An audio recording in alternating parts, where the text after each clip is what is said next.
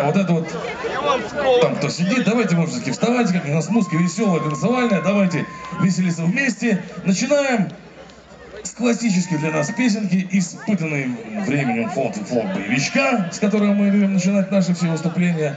Песня называется «Лиловый корень» с первой еще той далекой, черт подери, пластинки. Ну что, поехали? Поехали? Ну, поехали. Ага.